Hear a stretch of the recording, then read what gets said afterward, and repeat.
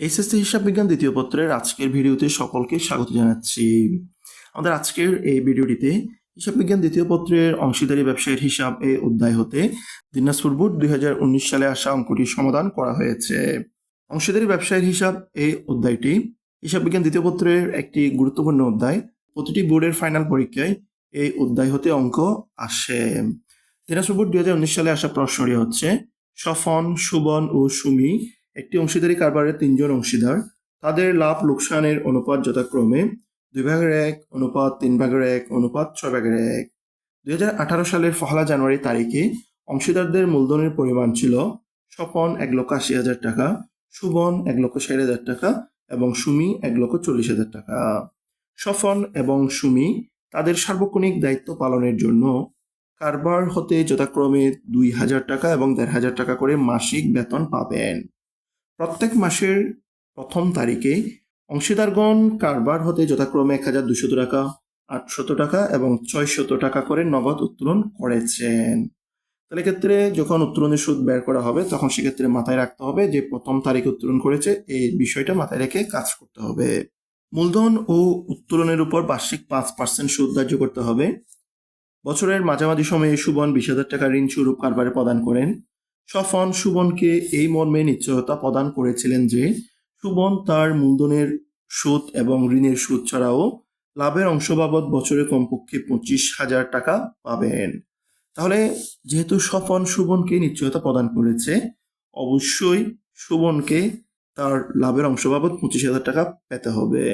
যদি কোনো কারণে 25,000 টাকার চেয়ে কম পায় তাহলে সেই টাকা স্বপনের অংশ থেকে পূরণ করে দিতে হবে। এরপরে বলা আছে, উপরিউক্ত সমন্বয়গুলো সাধন করার পূর্বে 2018 সালের 31 ডিসেম্বর তারিখে সমাপ্ত বছরের জন্য কারবারের নিট মুনাফা হয়েছিল 1,35,000 টাকা। ক নম্বর কাজটি হচ্ছে অংশীদারদের উত্তোলনের সুদ নির্ণয় করো। খ নম্বর কাজটি হচ্ছে অংশীদারদের লাভ লোকসান আবণ্টন হিসেবে প্রস্তুত করো। আর গ নম্বর কাজটি হচ্ছে 2018 সালের 31 ডিসেম্বর তারিখে সমাপ্ত বছরের জন্য স্বপন এবং সুমির মূলধন হিসেবে প্রস্তুত করো, যখন বন্টনযোগ্য মুনাফা স্বপন 32,650 টাকা এবং সুমি হচ্ছে 11,530 টাকা। এবার ধাপে ধাপে ক, খ, গ 3টি কাজই সমাধান করা হবে। প্রথমে ক নম্বর কাজটির সমাধান, অংশীদারদের উত্তোলনের সুদের পরিমাণ নির্ণয়, বিবরণ, বিস্তারিত টাকা, পরিমাণ টাকা, এভাবে চকটি তৈরি করা হয়েছে। এখানে 3 জন অংশীদার স্বপন, সুবন এবং সুমি। স্বপনে উত্তোলন করেছে প্রতি মাসে 1,200 টাকা। প্রশ্নে বলা আছে উত্তোলনের সুদের হার হবে বার্ষিক 5%। তাহলে 1,200কে 5% দিয়ে গুণ করতে হবে। এরপর প্রশ্নে তথ্যটিও উল্লেখ আছে যে প্রত্যেক মাসের প্রথম তারিখে অংশীদারগণ কারবার হতে টাকা উত্তোলন করেছেন। এক্ষেত্রে 6.5 অথবা 2/13 দিয়ে গুণ করতে হবে। অর্থাৎ 1,200কে 5% দিয়ে গুণ করার পর সেটাকে আবার 6.5 দিয়ে গুণ করে হলে স্বপনের উত্তোলনের সুদের পরিমাণ বের হবে। 6.5 অথবা 2/13 কোনো একটা দিয়ে গুণ করলে হবে। 6.5 বা 2/13 দিয়ে গুণ করতে হবে হচ্ছে যখন মাসের প্রথম তারিখে উত্তোলন করা হবে। এরপর হচ্ছে সুবন। সুবন হচ্ছে 800 টাকা উত্তোলন করেছে, গুণ 5%। তার ক্ষেত্রেও একই অবস্থা, গুণ 6.5। এক্ষেত্রে আসে 260 টাকা। আর সুমি 600 টাকা উত্তোলন করেছে, এটার উপর 5%, গুণ 6.5, 195 টাকা। 390 টাকা, 260 টাকা এবং 195 টাকা যোগ করা হলে মোট উত্তোলনের সুদের পরিমাণ বের হয়ে আসে 845 টাকা। ক নম্বরের কাজ ছিল উত্তোলনের সুদের পরিমাণ নির্ণয় করা। এবার খ নম্বর কাজটি সম্পূর্ণ করা হবে। ক নম্বর কাজটি হচ্ছে লাভ লোকসান আবণ্টন হিসাব প্রস্তুত করো। লাভ লোকসান আবণ্টন হিসাব প্রস্তুত করার জন্য শুরুতে স্বপন, সুবন ও সুমির লাভ লোকসান আবণ্টন হিসাব 2018 সালের 31 ডিসেম্বর তারিখে সমাপ্ত বছরের জন্য এই শিরোনামে ডেবিট পাশে বিবরণ টাকা, ক্রেডিট পাশে বিবরণ টাকা এভাবে একটি চক তৈরি করে নেওয়া হয়েছে।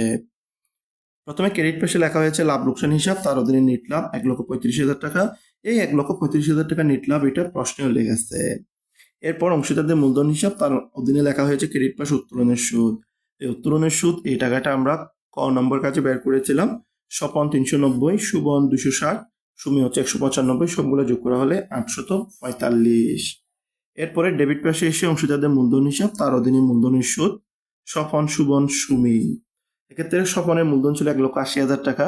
এই 1,80,000 টাকার উপর 5% গুণ করা হলে স্বপনের মূলধনের সুদ বের হবে 9,000 টাকা।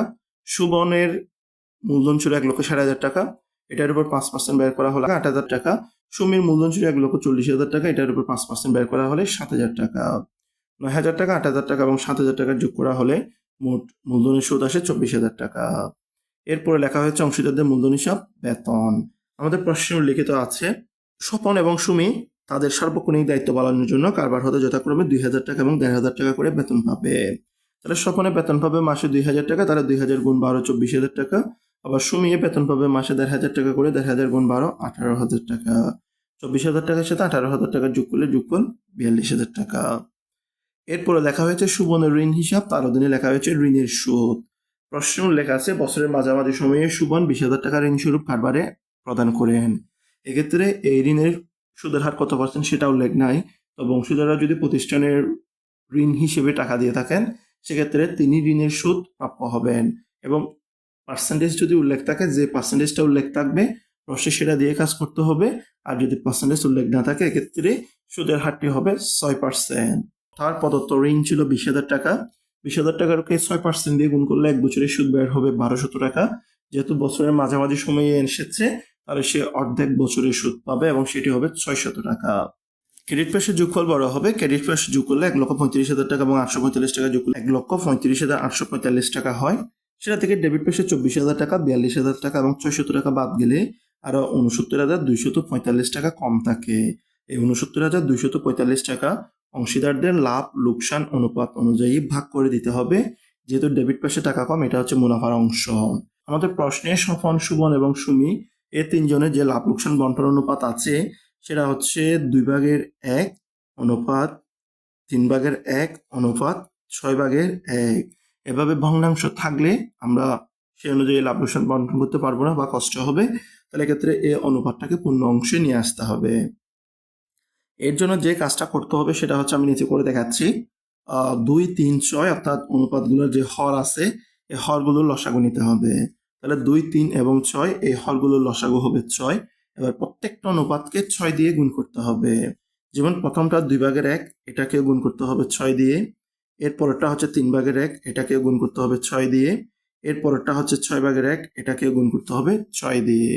প্রত্যেকটা অনুপাতকে যখন 6 দিয়ে গুণ করা হবে এরপরে 2কে 6 দিয়ে কাটাকাটি যায় 3 বার, তাহলে 3 একে 3, 3 6 এর মধ্যে যাবে 2 বার, তাহলে 2 একে 2, 6 6 এর মধ্যে যাবে একবার, তাহলে 1 একে 1।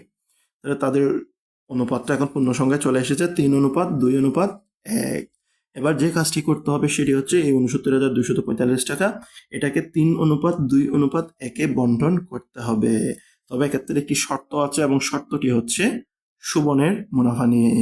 স্বপন সুবনকে এই মর্মে নিশ্চয়তা প্রদান করেছিল যে মূলধনের সুদ এবং ঋণের সুদ ছাড়াও সুবন 25,000 টাকা মুনাফা হবে।